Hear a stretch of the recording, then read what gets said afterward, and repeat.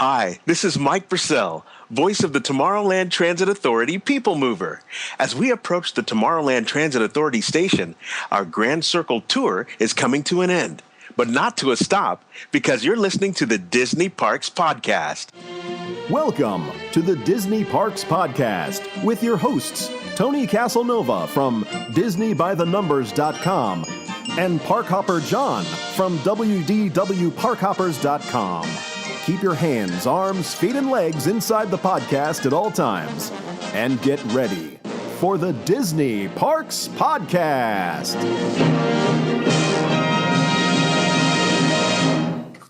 Well, hello, everybody. Welcome to the Disney Parks Podcast. My name is Parkhopper John, and I come to you from WDWParkhoppers.com. But no, I do not do this alone.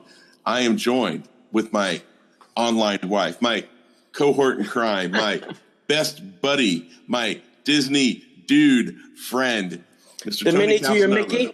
The Minnie to my Mickey. To The Woody to your Buzz. The Wookiee to my Han Solo. The Knights of Rey to Kylo Ren. I don't know. Tony Casanova from Disney by the Numbers. Hello, everyone, and welcome. Hey, there's two things I want to get off my chest before we get onto it.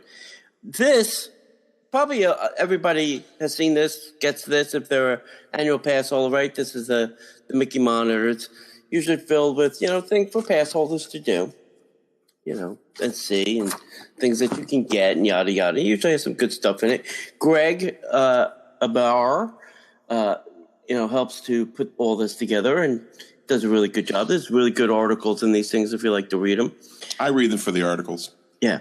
This is the first one that's ever been addressed to me and delivered to my house. And I've been a pass holder for 6 years. Good for you, buddy. I sent an email to many, many people, and somehow they were able to actually figure out how to mail one to me. That's amazing, Disney. So here's what I don't understand. You opened it. Yeah. Why did you open it? Because this one, these all open. Yeah, but you don't open the D23 things, and those things open even more so than those things. My D23 just came today. Oh. As you can see by the shininess of it, it's still in its cellophane and will remain in its cellophane. I will go someplace else to read this magazine. So that was that. And the other thing I did today while wasting my life away, Margaritaville? in jury duty, I was playing, and you can't see this on. There's got to be a better way to do this someday. We'll figure this out. Someday. There we go. I was playing Kingdoms. And I will tell you, it's a very cute game. The animation is kind of cool and stuff, but you certainly can spend many, many dollars. Because if you don't wait and you're impatient, you will have to pay. Like you? No, you will have to pay to play longer. I will not pay. So that's the two things I want to get off my chest before I got started. Good for you. This show is sponsored by our great and awesome friends, Theme Park Concierges.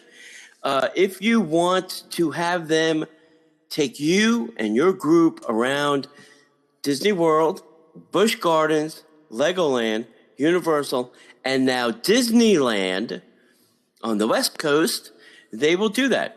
They have some excellent pricing, but here in Florida, they can do a 4-hour tour for $300 or a full day, and that is rope drop to close for a mere $750. And, if you get Disney to do this, they are $250 an hour up to a group of 6, and they will do a group up to 12. So if you cut that into 12 little pieces, that is pennies on the dollar, my friends. They will do things above and beyond, like for a little bit extra, they'll do in-room celebrations. They'll even do a little personal shopping if you need them to. But if you want to book theme park concierge to do your fast pass, your dining, and all those kind of planning things that are very tedious and time consuming, contact Ramon at themeparkconcierge.com or call 407-257-9973. Tell them that the Disney Parks podcast sent you. You could also check out their webpage and all their things there. They really just redid their website and it looks gorgeous. Go to themeparkconcierges with an S.com. And like we said, make sure that you tell them that the Disney Parks podcast sent you. So thank you, Ramon and your team for doing that. We just did a show with him last week, so you can go check that out in our show, which came out last Friday. Yep, I love Ramon. He's a good guy. He's good people. I like that we find people to work with who are good people. Yeah, that's a good thing.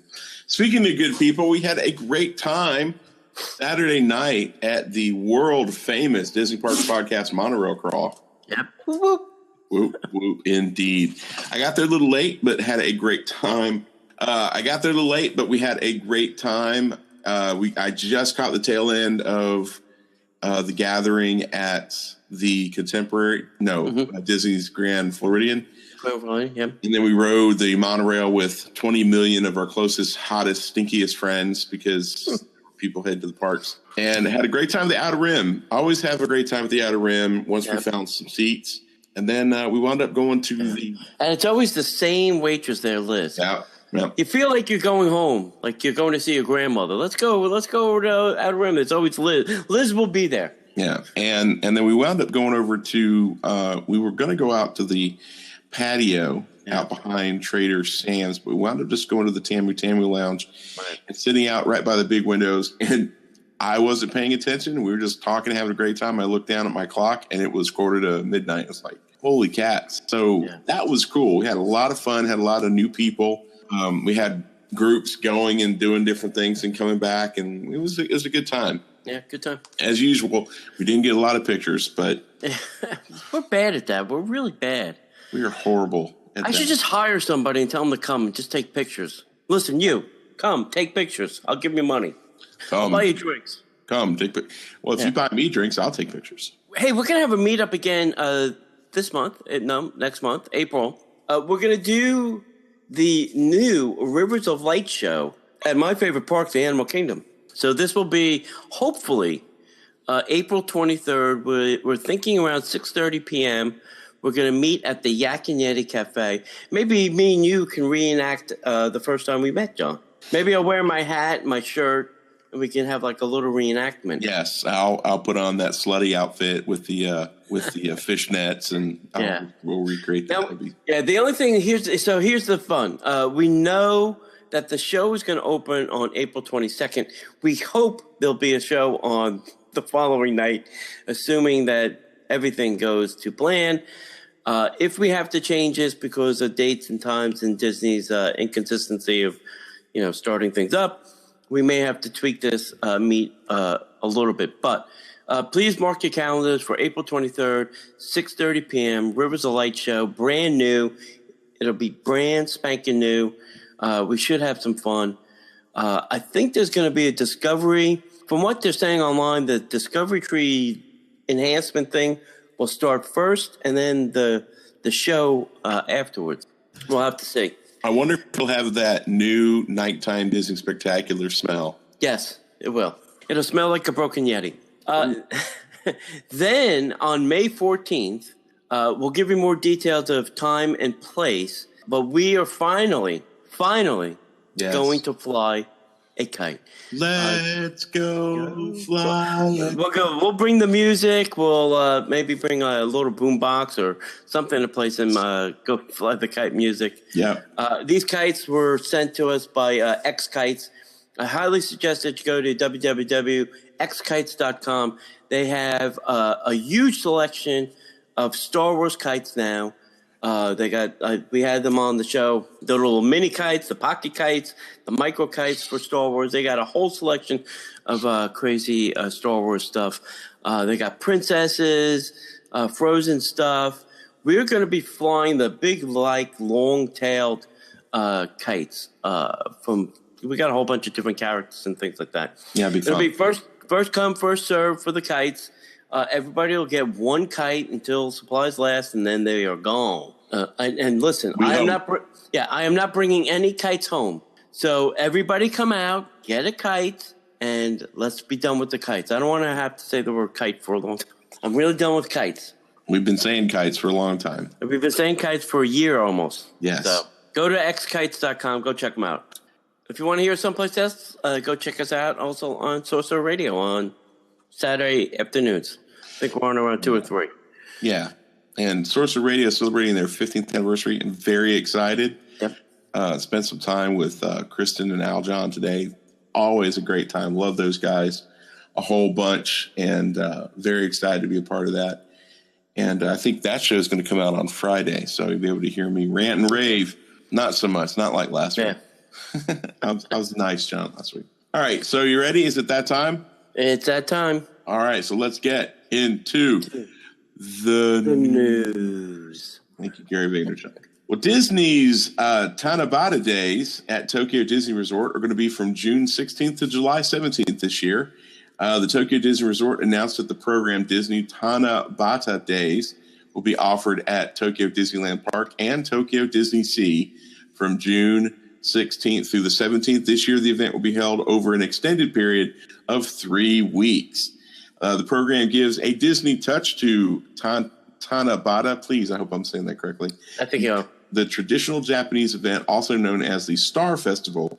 Guests can also enjoy the Tanabata atmosphere at Disney Ambassador Hotel, Tokyo Disneyland Hotel, and Ikspiari, and on the Disney Resort line. Guests can experience the seasonal program in a matter of unique to Tokyo Disney Resort ways. Okay. The Disney characters will greet guests in Tanabata greeting at both Tokyo Disneyland and Tokyo Disney Sea. Mickey Mouse and his friends will offer their greetings dressed in costumes themed to Tanabata. At Tokyo Disneyland, a wishing place will be set up at the center of the World Bazaar. There, guests can write their hopes and wishes on wishing cards, tie them onto Tanabata decorations, just as the Disney characters have already done. Mickey Mouse and Minnie Mouse will ride on rickshaws along the parade route to greet guests at Tokyo Disney Sea. Guests will also find a wishing place set up at Hudson River Docks in the New York area of the American waterfront. Appearing on a boat in the Mediterranean harbor for Tanabata greeting, Mickey Mouse and his Disney pals will greet guests in the traditional Tanabata song. Both parks will offer special merchandise, of course, for the occasion, including memo pads themed to the wishing cards written by Disney characters. Guests will be able to enjoy special menus that reflect both the season and the Tanabata theme. Guests offering the special menus will receive an original wishing card. And finally, guests visiting the parks dressed in summer kimonos during the special event period can take part in Yakata Disney campaign and enjoy Tanabata at the park in a very unique way. We should probably go research what this holiday season really is, because this, we talk about this every year, but neither one of us really know what it is. No, and that's really, again, it's our fault because we haven't done the research. But I think it's fascinating. I love how Disney is ingrained in the community over there, and they're absorbing the culture. And I think that's true of every Disney park. They absorb a little bit of the culture. Yeah, and they did have a picture. You should go look for Mickey, or search for Mickey or Minnie in their Tanabata outfits. They're quite elaborate. They're really nice looking. I think they change from year to year. I don't think they use the same one each year. Go find a picture of that if you can. And we'll see if we can dig one up and throw it on the blog too. All right, so the next story is probably been long awaited. I don't think if you're an Indiana Jones fan, you were probably doing your happy dance when you heard this. But they're actually going to make another Indiana Jones movie. Let's hope they don't kill Harrison Ford in the process. They might. So Spielberg and Ford will reunite to do an Indiana Jones, which will be in theaters. I love the way they have a date already for this movie. They haven't even started I don't think they've started filming this thing yet. Oh, Lord, no. Yeah, July 19th, very specific, of 2019. So Indiana Jones will return to the big screen on July 19, 2019 for the 5th epic adventure in the blockbuster series. Steven Spielberg, who directed all 4 previous films, will helm the as-yet untitled project with Harrison Ford reprising his iconic role. The franchise veterans Kathleen Kennedy, and Frank Marshall, will produce. I mean, he doesn't do a film without them. I wanted to play. Indiana Jones is one of the greatest heroes in cinematic history, and we can't wait to bring him back to the screen in 2019, says Alan Horn, the chairman of the Walt Disney Studios. It's rare to have such a perfect combination of director, producer, actor, and role, and we couldn't be more excited to embark on this adventure with Harrison and Steven. The famed archaeologist and explorer Indiana Jones was introduced in 1981's Raiders of the Lost Ark, one of AFI's 100 greatest films of all time, and the later thrilled audiences in 1984, Indiana Jones and the Temple of Doom, and then 1989, Indiana Jones and the Last Crusade. And in 2008, when Indiana Jones and the Kingdom of the Crystal Skull, 4 films have brought in nearly $2 billion in the box office. That's almost as much as Star Wars. Yeah. So 4 films got $2 billion. 1 film got $2 billion. So there you go, kids. Has it crossed the $2 billion mark? I think so. Holy cow. Yeah. I think they said it on the Ellen Show today. Here's my thing with this. I am an Indiana Jones fan. I was a kid watching the movie. I was very lucky. My mom and dad dropped me off, and I would watch the movie multiple times in the movie theaters. I probably saw it 30 plus times in the movie theater. Love Raiders of the Lost Ark. Wasn't as big a fan as I was Raiders as for Temple of Doom. I really didn't get into the Temple of Doom. Loved Last Crusade. It was just such a good movie. I was very disappointed by Crystal Skull. I thought they dropped a lot of balls. And the thing that scares me about it is Harrison looked slow and old then. And I love Harrison Ford. And I don't mean any disrespect because, no disrespect because you're Harrison Ford. It looked like everything was going in half speed when he was doing fight scenes. So it's been 2008. So now we're talking 8 years later, 9 years later. How is this going to go? They better get a lot of stunt doubles. That's all I have to say. Yes. I agree. I'm glad that Harrison's coming back, that they didn't, give this to somebody else. I'm glad Spielberg is doing it too, and they didn't give it to somebody else. I don't know. Would it have been interesting if J.J. Abrams did it? I don't know. That might have been an evil twist to this movie. So you don't know. But I'm glad that at least this duo will come back and do it. So, could you imagine if JJ were to do it? He took Star Trek, rebooted it, made it awesome. Right. Took Star Wars, rebooted it, made it awesome. I'm going to take Indiana Jones, put some lens flare in, and make it awesome. Yep. I think my brain would melt. I'm waiting for Back to the Future. Yeah. I'm waiting for him to get his hands on that. I don't know if Zemeckis could give that up. Yeah, I don't know. I don't know if Harrison Ford would be really into JJ doing the Indiana Jones because he almost killed him. I know. In Star Wars. I know. It's like, hey, we're going to drop a door on you. Actually, not just any door, a hydraulically activated door. Yes. And I think that's the one that JJ screwed his back up on. Trying to lift the door off of Harrison Ford. Yeah. I would too. I'd make the effort. He's Han. We're killing a prime actor. Well, we're going to kill him anyway, but we're killing a prime. We're killing Harrison Ford. All right, so let's go back over to Hong Kong Disneyland. We've got some news over there. Walt Disney Parks and Resorts announced today that the appointment of Samuel Lau as managing director of Hong Kong Disneyland Resort. Congratulations, my friend. Lau brings with him vast experience in master planning and integrated solutions for business growth within the outside of Disney to his new role. As managing director, he will be responsible for managing the daily operations of Hong Kong Disneyland to deliver magical memories that last a lifetime to guests from different parts of the world while driving business development. The upcoming brand new offerings, which include the Star Wars special program this summer, the launch of the Iron Man Experience attraction in late 2016, and Disney Explorers Lodge in 2017. That's screaming my name. Disney Explorers Lodge. All of that will add to Hong Kong Disneyland's range of diverse offerings and its uniquely styled site sitting against the lush beauty of Lantau. Prior to his appointment, Lau was vice president of operations at Hong Kong Disneyland. His Disney career started in 2010 when he joined Walt Disney World Resort here in Florida as vice president. Transportation. Wow. He successfully led the team in safely delivering operational excellence while increasing the capacity of the transit system and introducing new technologies from the industry. In 2014, Lau became vice president of Epcot, driving his team to achieve continued success in multiple fronts, including overall enhancements to the park's atmospheric entertainment and festival strategies.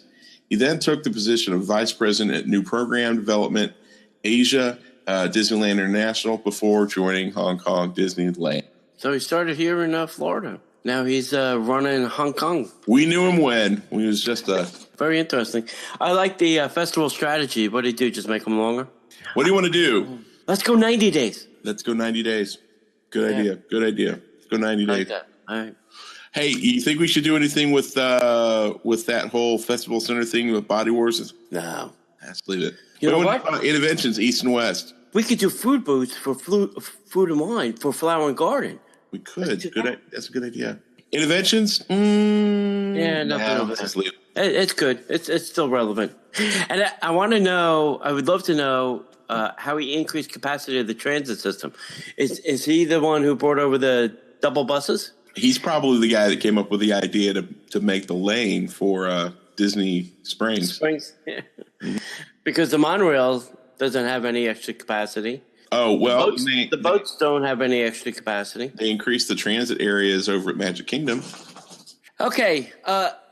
If you want to jazz up your Magic Band, go over to magicyourband.com, or better yet, go to the Disney Parks podcast, and on the right-hand side, click on Magic Your Band, then go over there and look at one of the over 100 designs that they have. They can customize it with your name and anniversary dates and wedding dates. If you're having a wedding in Disney, you can put your bride and groom and you can put the whole wedding day and give one to everybody. You can do all these kinds of crazy things over there. You have to go to magicourbands.com, and if you put in Disney Parks Podcast at checkout, you will receive a 10% discount. So go check them out, magicourbands.com. All right, kids, we are closing in on the final go live Shanghai grand opening. I really hope that they stream this live or somehow stream it. It's got to be on the internet. If Walt Disney could do it with Disneyland back in the day. Come on. Come on. All right, I know it'll be some kind of crazy time zone for us. You know, we'll have to watch it at 3 o'clock in the morning or something. But still, do it. I could set my computer DVR. I don't know. I'll figure out a way to record it. All right, but Shanghai Disney, as of March 8th, is now in the 100 days from grand opening. So Shanghai Disney Resort will welcome its first official guests on June 16th, 2016. And to celebrate this exciting milestone, Shanghai Disney Resort has launched a digital countdown clock on the resort's website at www.shanghaidisneyresort.com. And I highly suggest that you go there because they have some great pictures of some attractions that we do not have here in the United States. The official source of news and information all about the resort is at www.shanghaidisneyresort.com. Once operational, a visit to Shanghai Disney Resort will offer guests an experience unlike any others in the world. 6 theme lands demonstrating Disney's relentless innovation and famous creativity. Shanghai Disneyland will be a world-class destination that provides the best to the people of China, from attractions for multi-generational families to live entertainment to nighttime spectaculars and special moments with cast members. There will be numerous ways for guests of all ages to enjoy Shanghai Disney Resort. As the grand opening draws closer, the resort teams are already conducting extensive preparations for the first official guests, including testing and adjusting attractions, conducting rehearsals for entertainment experiences, landscaping across the entire site, and undertaking other preparatory work to prepare an exciting guest experience across Shanghai Disney Resort on opening day. Beginning on March 28th, guests will be able to purchase your theme park tickets. Get them now, kiddies, while they're hot. I bet that day is going to sell out. Go to ShanghaiDisneyResort.com on March 28th to purchase your ticket. And if you do, call us. Call us, take pictures, send it to us. I would love to see that. I think this is great. I've never been a part of a Disney park opening. I think that would be just incredible. I think I said this last week or the week before. I really hope that they invite Marty Sklar because he is the only living person right now that has been to the grand opening of every single Disney park. Wow. If he does Shanghai, that is, that's a full set for Marty. Yeah. He'll be the only one. Walt never did it. Roy never did it. And no Disney person has ever done this. It'd be quite a thing, and I really think they should invite him. Yeah, they should. I mean, he is the ambassador to Imagineering. I really hope I hope they do it. Yeah. I would love to see it happen. It'll be very interesting. And I'm sure he's probably begging.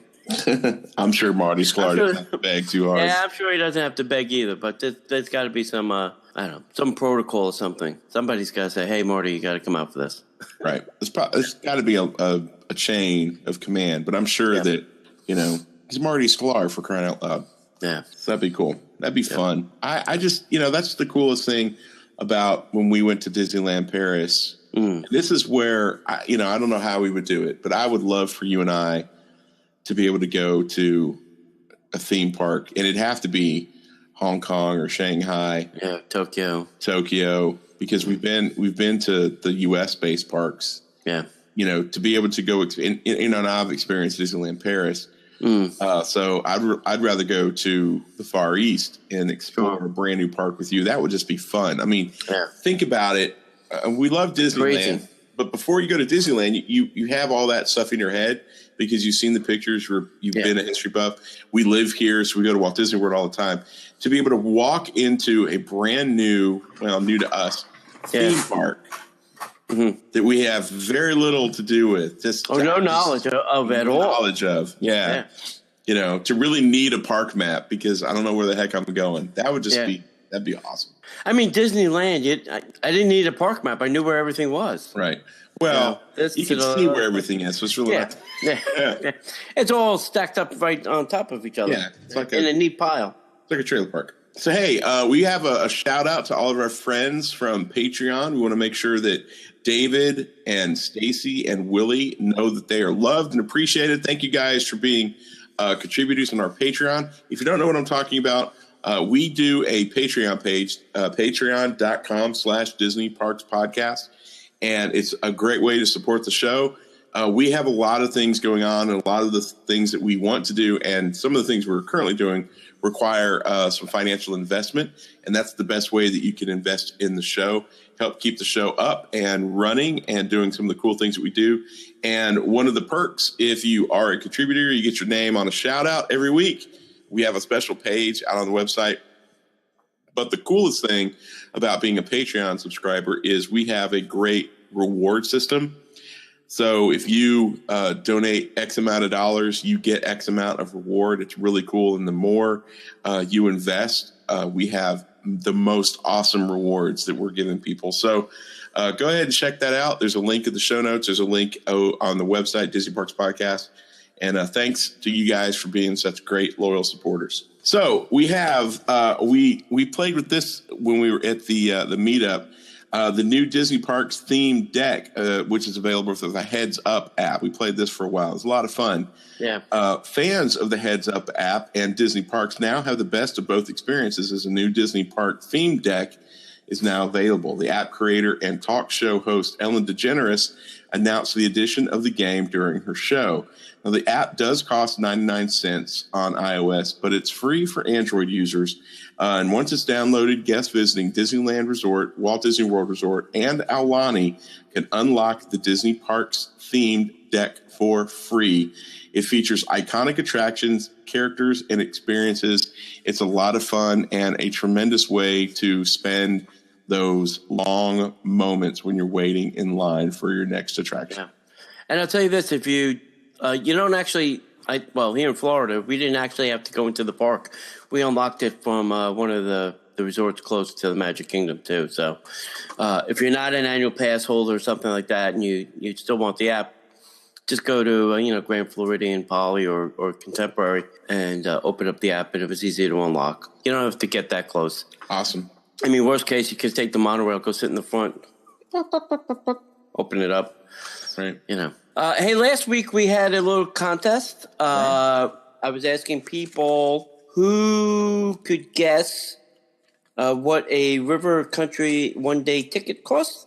And our friend Stacy, one of our Patreon people, got the closest. I think she guessed around $10. And the correct answer is $14.75. Wow. For a water park. Go try that today. Go to Blizzard Beach and give them $14.75 and ask them if you can come in. That'd be fun. Start haggling with them and see how that. Just start haggling with them and just watch this reaction. And please don't tell them that the Disney Parks podcast sent you. No. Hey, we're going to have a new contest this week. I have another little stuffed something I'm going to give away. I think I have a Sorcerer Mickey. Oh, I thought it was like a cannoli. I was excited. We can do that, but this will be a Sorcerer Mickey. If you can name the name of the dinosaur that's at the Hollywood Studios, and then for bonus, tell me what you can get there to eat, I will send you a Mickey and something extra. Okay? Send that email to DisneyParksPodcast@gmail.com. I need the name of the dinosaur at the Hollywood Studios. And for bonus, if you can tell me what you can eat there, I will send you something extra. I think the name is Jeffrey. Yes, that is it. And exactly. You can eat hummus. That is correct. You win. Just in case, send your email to DisneyParksPodcast@gmail.com. Must be in the form of a question, apparently. What is the name of that dinosaur? I would really love to see this show. This show is killing me. I got to go see this somewhere. But Disney's Aladdin, the Broadway show, is celebrating the second anniversary by re-signing the entire principal cast, which is kind of, I don't think, happens often. This happened recently. It marked the second anniversary of Disney's Aladdin on Broadway, which debuted at the New Amsterdam Theater. And if you've never been to this theater, it is gorgeous and spectacular. Disney did a great job restoring this place on the legendary 42nd Street of New York City. Everyone involved in the production deserves a huge round of applause for shepherding the show into the third year. So few Broadway musicals survived the first few months, except for Disney's, which seemed to go on forever, let alone 2 years. The good news for the fans of the show is that it will be around with much of the original cast through at least February of 2017. Disney has just announced that 7 of the show's original stars, Adam Jacobs, who plays Aladdin, Tony Award nominee Jonathan Freeman, who plays Jafar, and I think he did so in the movie, Tony Award winner James Monroe Englehart, who is the genie, and I've been trying to get him on the show. I've emailed him a couple times, and I haven't gotten a good response yet, obviously. Courtney Reed, who plays Jasmine, Brian Gonzalez, who plays Babak, Clinton Davis, who plays Sultan, and Don Darrow Rivera, who plays Iago. I don't know why they just didn't get Gilbert to do that. Recently extended their contracts with the production through February 19th, 2017. The 7 actors have led the Sublime Aladdin company since the production opened on Broadway. As previously announced, Aladdin recently welcomed new principal cast members Brad Weinstock as Omar and Major Atway as the standby for Genie, Babak, and Sultan to the company. If you've seen Aladdin on Broadway, what's your favorite part? If not, you got to try to make it to New York City. And they don't have a traveling version of this yet. So maybe it's got to be in production for a couple more years, and maybe they'll put a traveling version out there. It took Mary Poppins a couple years before there was a traveling version. But I really want to see with this dude who plays the genie, James Monroe Englehart. He seems really, really dynamic and jazzed about this. And he does some improv, too. I mean, he sticks to the script, but, if he gets like a spur of the moment, like something happens in the audience or something, he'll kind of improv it and just, as kind of like Robin Williams used to riff with the genie. It's really, I've seen clips of it, and it's really a great show, and I really would love to go see it. Maybe when I go up for Christmas to New Jersey. There is a traveling show for Lion King. Yeah. There's a traveling show for Mary Poppins. Newsies. Yeah. And they do have a group that's doing Aladdin in Chicago, but I don't know about that. And I don't see one for Mary Poppins traveling, but I'm sure they're still out there. Yeah, I'm sure they're still out there. Money is money to Disney. That is true. You keep baiting me. I'm not going. All right. But yes. There is a new Star Wars stage show set to debut at Disney's Hollywood Studios. Right off the success of Star Wars Launch Bay. John, that was successful. They opened the doors. They have characters there. You can see the movie. There's props. It was very successful. If you only have 7 things to do and you close down one and then you open up a new thing, is it still successful? Because yes, you got to do something. You opened it, right? I guess. All right. Happy with the success of Star Wars Launch Bay, Disney has decided to bring even more Star Wars themed entertainment into the parks. Yeah, one of the first to arrive will be a new stage show, Star Wars: A Galaxy Far, Far Away, which will debut next month. And we now know that the showtime for the first listed day of operation will be 11:30, 1:30, 2:30, 4:30, and 5:30. That's 5 shows a day, which should give everyone who wants to see this show an option. According to the Disney Parks blog, it's supposed to debut on or about April 4th. However, showtimes and days are always subject to change. The show will include iconic moments from Star Wars film saga right on the center stage in front of the Chinese theater. Characters will include Kylo Ren, Chewbacca, Darth Vader, and Darth Maul. If they have a Jar Jar Binks, I'm done. I want to see like Jar Jar Binks dance. Oh, geez. Yeah, that'd be awesome.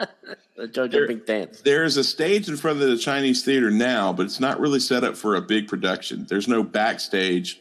Lighting will need to be improved, but work has begun to get that area ready, and we shouldn't expect to see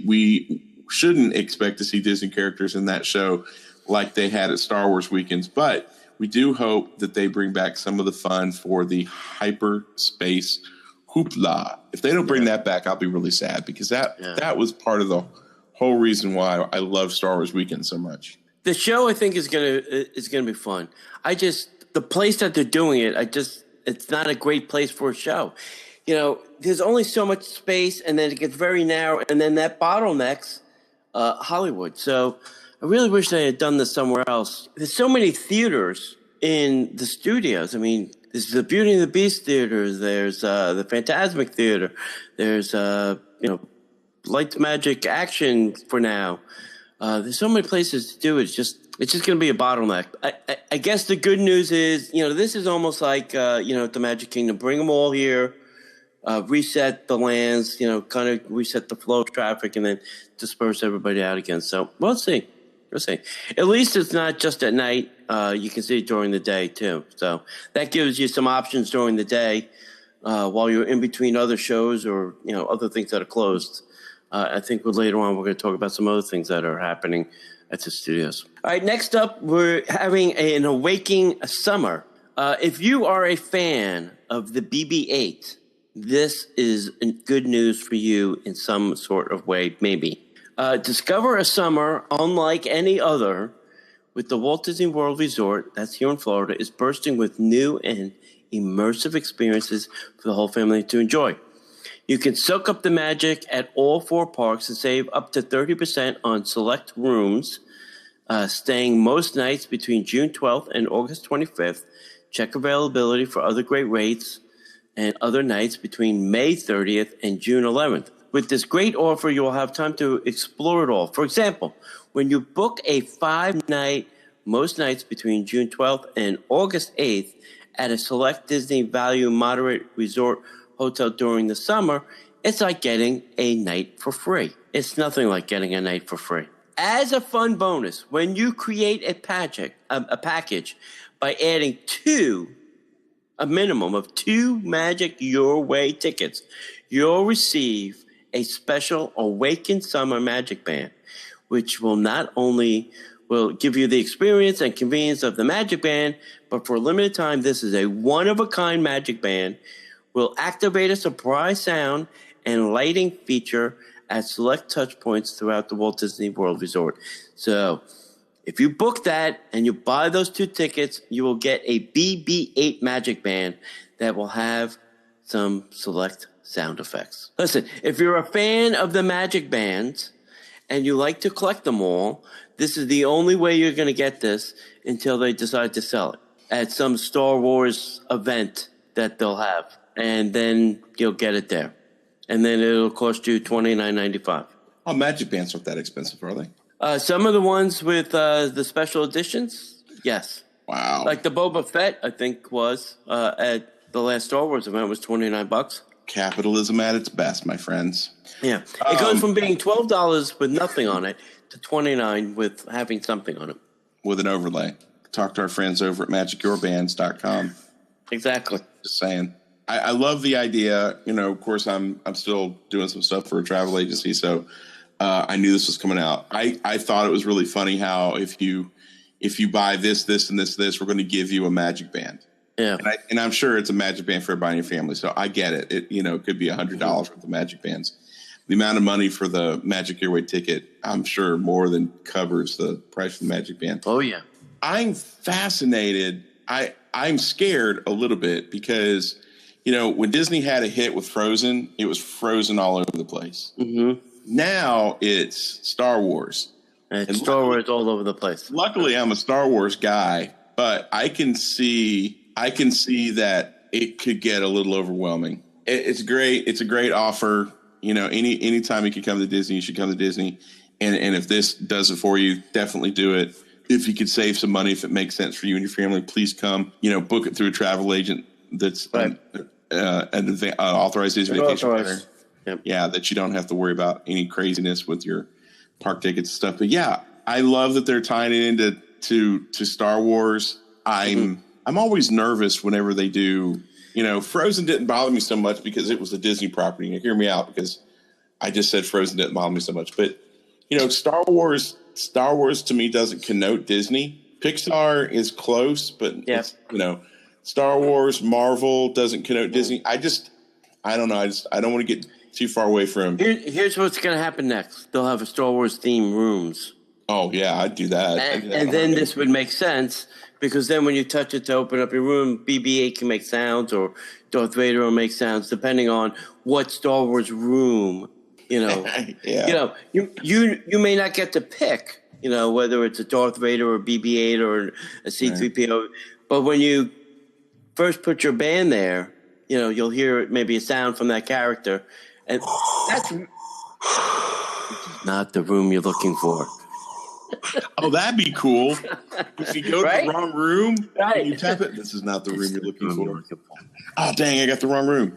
That'd be cool. Yeah. That would be awesome.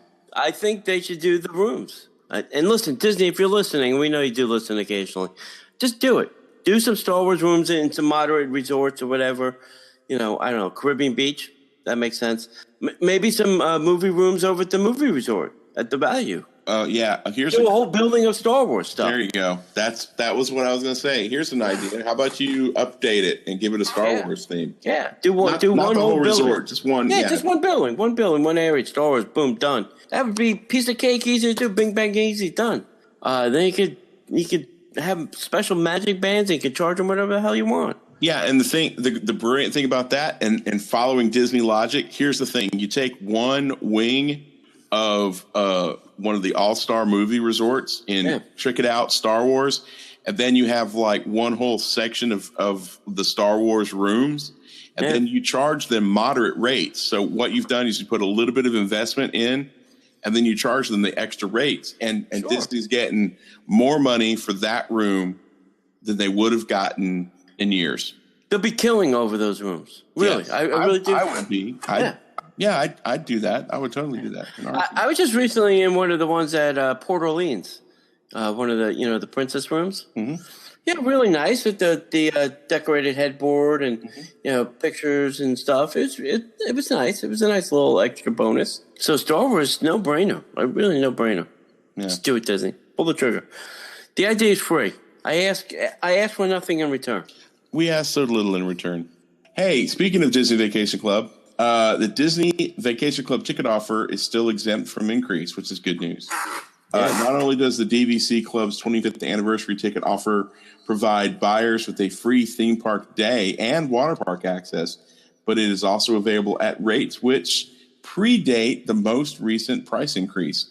Launched back in January, the DVC 25th anniversary Walt Disney World ticket special offer offers a free day in the parks with any Magic Your Way ticket of 5 days or more. Additionally, members who add park hopping to their DVC incentive ticket will receive the Water Parks Fun and More add-on at no additional cost. Prices are at $379.69 per child, age 3 to 9, and $392.99 per adult. Now, this ticket originally provided savings of $38 off the regular price of a 5-day pass with park hopping and water park access. However, in the wake of the February 28th price increase, a Magic Your Way ticket, this savings is now even greater. The standard rate for a 5-day park hopper with water park access is now, hold your breath, kids, $441.98 per child. A 5-day adult ticket, including tax, is $463.28 per day per adult. Compared those new prices with the DVC discounted offer represents a savings of over $70 per ticket. To purchase tickets at the DVC incentive price, visit disneyworld.disney.go.com/tickets/members/purchase, or follow the link in the show notes. Yeah. Members may purchase up to 8 tickets. A Disney Vacation Club member ID must be presented when tickets are claimed at a theme park entrance. The tickets have no expiration date and may be activated at any time. All park visits must be redeemed within 14 days of first use, and the special members-only pricing ends March 31st. So here's the tip that I'll give you. If you are a DVC member and you sometimes travel with other friends and family, or you bring kids or whatever down, these have no expiration date. They're not active until the first time of use. So I would go out and buy, a couple of these. Sometimes I travel with my grandkids, or sometimes I travel with so-and-so. I would buy, whatever I needed, 4 or 5 of these, and just put them in a drawer. They're not active until you use them, and they got no expiration date, and they're good for 5 days. It's a win-win. And the price goes up even more in 3 years when you go use them. Yeah. Who cares? Yeah, who cares? That's why Disney got rid of the no expiration tickets, because people were buying the 10-day with no expiration and just throwing them in the drawer. Now, does Disney make you pay the difference if it's 5 years later? Does Disney make you pay the difference? A ticket is a ticket as long as it's valid and it hasn't been used. Wow, that's good. Yeah, so that's what I would do. Yet another reason to be a Disney Vacation Club member. Yeah. Hey, it's the 25th anniversary. Just keeps on giving this year. There's a couple of events we're going to be signing up for later this year. Now, let me ask you this question. Not being a DVC member, which you are, I'm not. Yeah. Do you guys have special pricing for passes, like annual passes? Yes. And here's the other thing. Sometimes they're cheaper than an annual pass. Florida rate annual pass or just an annual pass? Correct. Florida rate annual pass? Correct. Dang. There was last year they had annual passes, and I had already renewed, but I should have renewed with my DVC. and I would have saved myself some money. Now, can you do the pay throughout the year like they do with the other passes?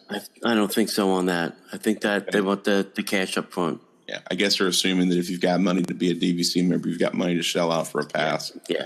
Good to know. Good to know. See what kind of great information you get here on the Disney Parks podcast. And I'll give you another tip. I was just reading about this week. Just the tip? Just a tip. Just a tip. Not the whole story, just a tip.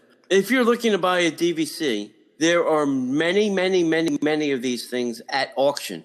And if you go to the Orange or Osceola County, where I think most of them are in Orange County, go to Orange County website here in Florida. There's a whole area for all the foreclosures and auctions. And you can see the DVCs listed and what the asking bid is.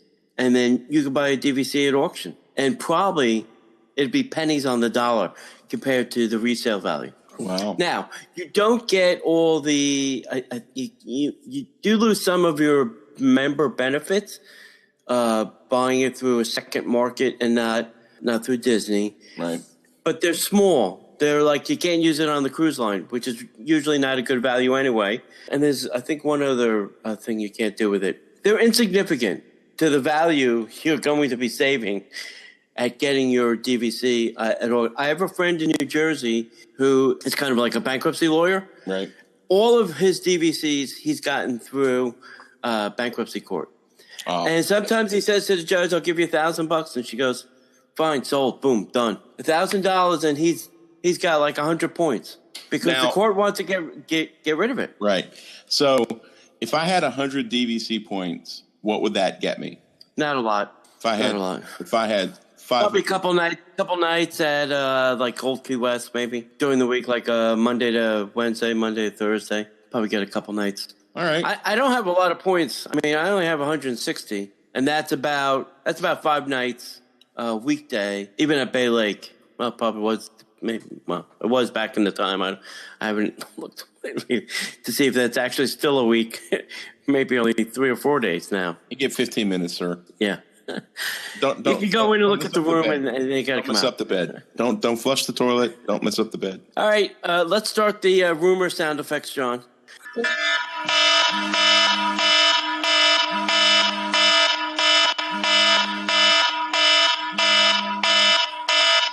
Muppet Vision 3D and Mama Melrose area is to be renamed the Muppet Courtyard. Just over a week away from the closure of the backlot area of Disney's Hollywood Studios, and one of the few remaining areas will get a new name. The Muppet Vision 3D and Mama Melrose Restaurant Italiano, which are currently classified as being on the streets of America, will officially be part, I'm using my air quotes, officially be part of the new area called Muppet's Courtyard. Rather intriguingly, naming the area would be seem to be further indicate that the Muppets theme is indeed coming to currently closed Pizza Planet. Yeah. So that would make sense because they're going to put the Pizza Planet on the other side in the new area.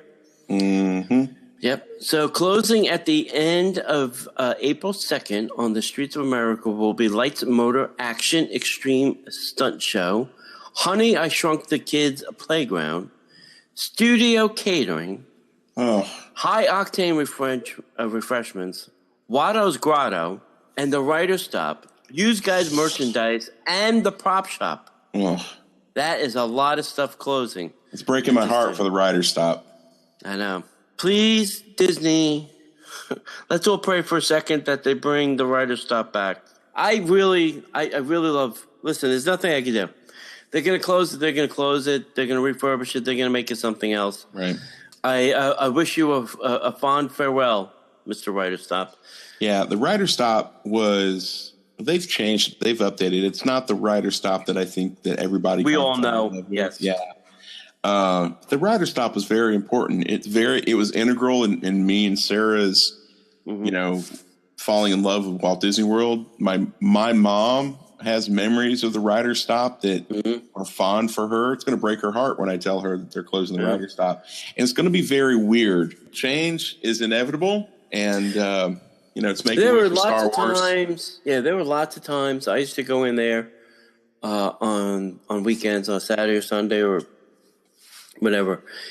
Get a coffee, get a little dessert, sit on the couch and watch the Disney cartoons on the television they used to have. And, just watch other families do things and just have my, carrot cake cookie or, whatever, my cappuccino. Mm-hmm. And maybe that's all I did that day. Maybe just walked around and then, boom, Yeah. I left. I could maybe do something like that at Starbucks, but there's no place to sit and there's no Disney cartoons. I could have the coffee, I could have the carrot cake cookie or something similar to it, but I can't watch Disney cartoons. I can't sit on a couch. Yeah, the best thing that we used to do would be to do the exact same thing. But the best replacement that we're going to find is one of the things that we love to do is even if we don't go to the Magic Kingdom, we'll get like the premium Mickey bar. Mm-hmm. And we'll go to the front of the Polynesian. We'll sit in that couch and watch cartoons and eat the Mickey bars. It's just yeah. I've done that. It's the fear. It's fear of change, and I get that. I deal with that every day with what I do for a living, and everybody has fears and anxieties. Mm-hmm. And I think that a lot of us in the Disney community are trying really, really hard to be excited about some of the changes that are coming. But there's so many things that are really intensely personally important, like the rider's stop. Mm-hmm. Somebody in Disney's thinking, "Oh, it's just a coffee shop or it's another place that we can sell mugs and books," and it was a cute idea. But for a lot of us, it was different. It's like the little patio area, and I can't remember the name of it. Starring Rolls. Is it Starring Rolls? Oh, yeah, Starring Rolls. Mm-hmm. That place is very special because I've had a lot of very special little breakfasts there with people. Sure. The magic of Disney was not necessarily created by the company Disney. They created an area, and then we made it special. And then I think a lot of the anxiety that we're suffering is we're afraid that those areas are going to go away. Mm-hmm. Now the good news is there's other opportunities for other areas, sure. Because there's a lot of really cool areas at the new Fantasyland area that are unique and special, and we can create new memories. But the areas like this where you can sit and relax and have that intimate conversation seem to be disappearing at a faster rate than they're being developed. Correct. And the other fear is, I think for a lot of people is they're closing a lot of things at once. Right. And it's not, we're just going to do wider stops for a little while. We're going to do a little rehab, put a little paint, pop, and it'll open up. These things are gone, and we know they're not really going to come back because it's all going to be Star Wars land over there. Right. So that's the fear. It's going away. We probably know the wider stop is probably not coming back. Yeah. And then everything else in the back lot, the used guys and all that, we know that's all going away. It's all going to be Star Wars. Right. I'm fascinated with how quickly they're shuttering everything, and I know that a lot of it without even digging to put in something new. Right, and I know a lot of it has to do with it's a money saving venture because think of all the cast members that they have to keep employed. Think of the money they're going to save from the tires for the show. Think of the money they're going to save for the insurance they don't have to keep on those stunt performers. Right. I understand, but it's really difficult for me to be excited about, they're going to put construction walls up, and knowing that they're going to put construction walls up, it didn't bother me so bad with the Avatar thing because, they had already started construction on the Lion King show, which is a really hot place to be lately these days. And then there was nothing else in Camp Mini Mickey. So, put the construction walls up. I don't care. There's nothing there. When you start talking about the backlot area, the high octane, we were there 2 or 3 weekends ago. Mm-hmm. And we met friends there. And we had a cocktail, and it was great. We had the big 40th anniversary. They had the scavenger hunt. Right. Our whole team went to the high octane place and drank to cool down because it was blisteringly hot. Yeah, I was just at Studio Catering for lunch with my brother and his whole family when they were down there. Right. It's hard to be really ecstatic over seeing all these closures, knowing that it's going to be years before those places are ready to open. 2021? Yeah, if we're lucky. So it's just in my gut. It's just really hard. So, I don't ever want to be that guy. But at the same time, the reality of the situation is there's a lot of things that mean a lot to a lot of people that are closing, and it's difficult. Let's move on. So we got one last rumor that we're going to talk about. And this might do it for me. Disney, I saved this one for last because I'm like, what are they talking about? Yeah. Well, I talked about this. I was interviewed for another podcast earlier today, and this is what we were talking about. Yeah. Now, this has not been announced. I've not seen this officially. I've not seen this on a Disney site, so this is purely rumor. Correct. But a lot of mainstream Disney blogs have already been talking. Disney's just announced a new paid after-hours event called Disney After Hours. We're not unfamiliar with the After Hours concept because, A, they did Epcot After Hours a couple years ago, and they already have this thing called Extra Magic Hours. So just kind of think along the lines of Extra Magic Hours. Right. But with Disney After Hours. For non-resort guests. For non-resort guests, exactly. With Disney After Hours, guests can buy a ticket to get access to the Magic Kingdom for 3 hours after the park closes, including select attractions and meet and greets. Tickets go on sale. Select attractions is the key word in that sentence, my friends. Yes. Because it's going to come and bite you in the butt. Go ahead. Well, we'll talk about that in a second. Tickets go on sale April 6th for select dates in April and May. Dates for the events are April 14th, 21st, 28th. Those are Sunday nights. I think so, probably.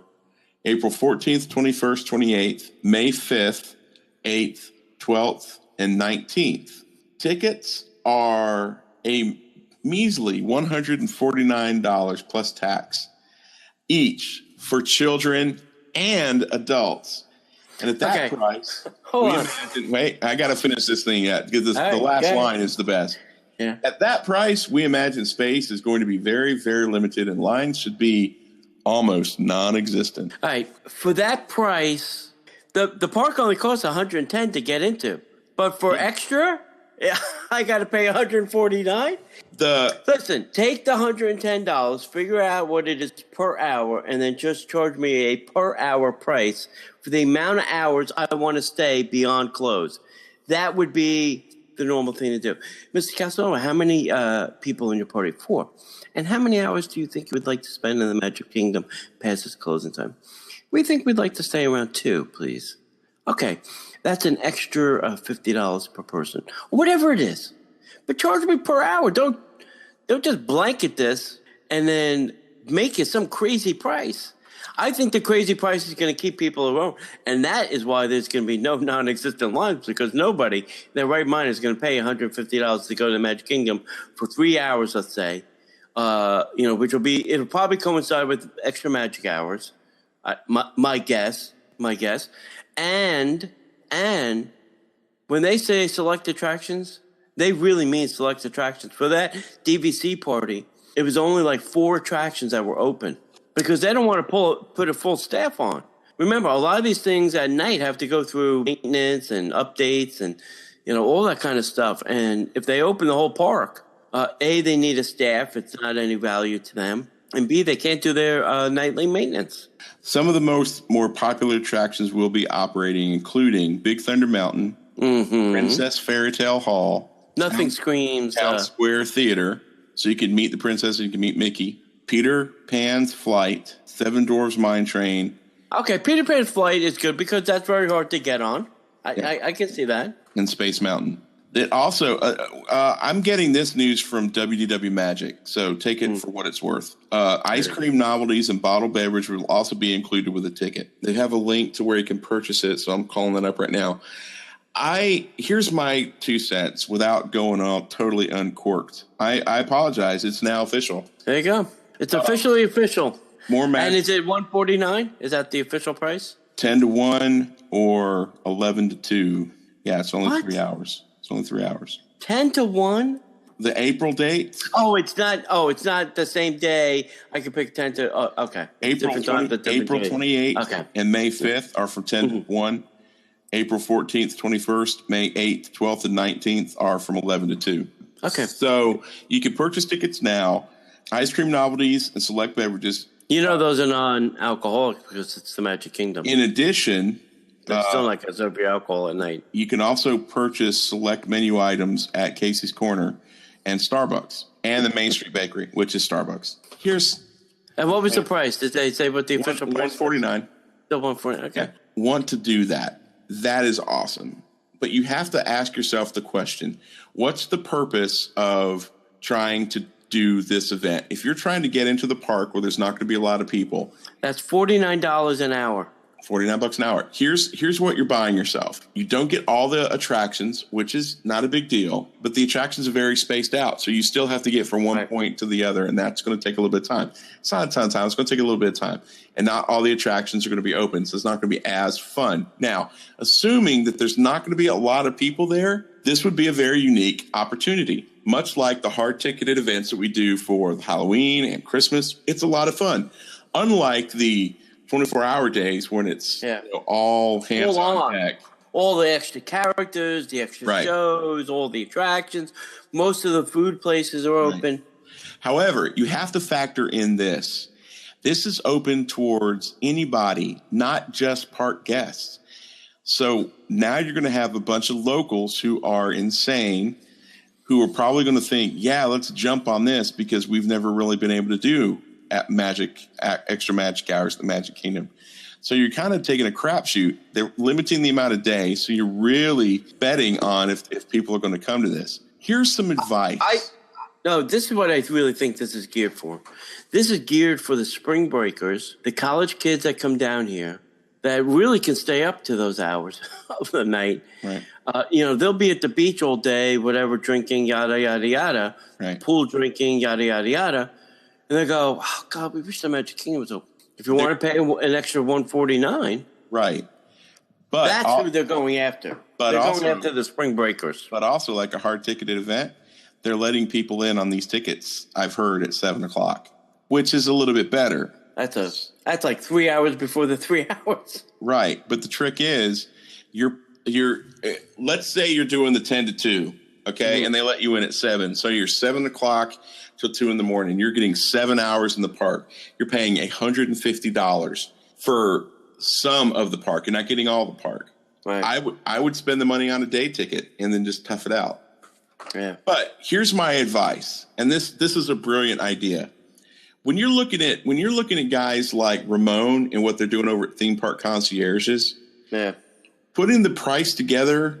Let's say you've got a group of 4, because for my wife and I to do that, that's $300 for us to go do this. Yeah. If my wife and myself and Tony want to do this, that's $450 for X amount of hours. I would rather spend the money, pool our resources, and pay Ramon or one of Ramon's team to get me. I've already got tickets to get me into the park and to get me through all the lines. I don't have to wait. I'm getting concierge service right into the front line. So I'm going to experience more of the Magic Kingdom, and I'm going to spend the same amount of money, and I'm going to get a much better experience. Yeah, I agree. And here's the thing too. So I would probably have gone and tried this if there was an annual pass discount or some kind of Florida resident special doohickey. If they had some kind of discount or charge me an extra, I don't know, half of the price, maybe I would have gone and tried it. But $150, just $150 is hard to justify. Put that on with the premium parking, talking another $35. Yeah, it's hard to justify, especially in lieu of the fact that you're not getting the whole park. But coming off of that DVC event, it was the same concept. Some of the rides are open. Mm-hmm. You're going to get ice cream and some bottled drinks, and that's great, but that doesn't offset the cost. And I know they have to pay for cast room. I totally understand that. Yeah. And I'm sure that the stores will be open. I'm sure that some of them. I'm sure that the Emporium will be open. Yeah. The stuff on Main Street will probably be open. Yeah, maybe. The other areas may not. It's just really hard to come off these last couple of weeks of announcements. It seems like at every turn, Disney is trying to come up with, and I get it. It makes, and I said this earlier today, so if you're listening to both podcasts, but it makes perfect sense from a business standpoint. Yeah. How can we get more money and generate more income with less output? Well, let's open the park like we do extra magic hours. We've already got extra magic hours. Why don't we keep the park open, but we'll sell special tickets to people, let them come in at 7 o'clock, and they'll feel like they're getting a full day. They're spending $140. But in reality, once the park closes, they get a drastically reduced amount of rides, and they'll still have a great time. Yeah, and a lot of people trying to speculate why they're not having a 24-hour event this year either. Normally the springtime is when they have, one of their signature 24-hour events for a year or whatever. And this was a leap year, wasn't it? Right? Yeah, it was. Yeah. So why didn't they have the leap day like they did previously? Or a Billings event or something like that or whatever. I think they realized the amount of money that they lost out on. Somebody looked at the amount of people that were there and was like, holy cash cow, think about what we could do. And this is their first foray into it. Now, me and you and the, Aljon and Kristen, we would never in a bazillion years do this. But we are not your atypical Disney park fan. Right. There's going to be people beating down the doors to get to this. And there's going to be people beating down the doors to be first. Mm-hmm. Oh, we're the first ones to do it. And think about how great this is going to be. And they'll continue to do it. And more power to them. I cannot justify it for myself and my family. Yeah. If you've got money to burn and that's what you want to do, God bless you. Got money to burn, go visit patreon.com/Disney Parks Podcast. That's right. All right, kids. That is it for this week's show. We want to say go visit us at DisneyParksPodcast.com. We are on the Twitter at Disney Podcaster. We are on Facebook at Facebook.com/Disney Parks Podcast. Subscribe to our newsletter. Follow us on iTunes. Give us a review. Give us a little rating. We're all over the place on the internets, but we are out there. We're out there in Stitcher and iTunes and Sorcerer Radio and all over the place. So that's it. As we say around here, we will see you in the parks. The Disney Parks Podcast is not affiliated with the Walt Disney Company. All Disney parks, attractions, lands, shows, event names, etc. are registered trademarks of the Walt Disney Company. Like a bolt out of the blue, fate steps in and sees you through.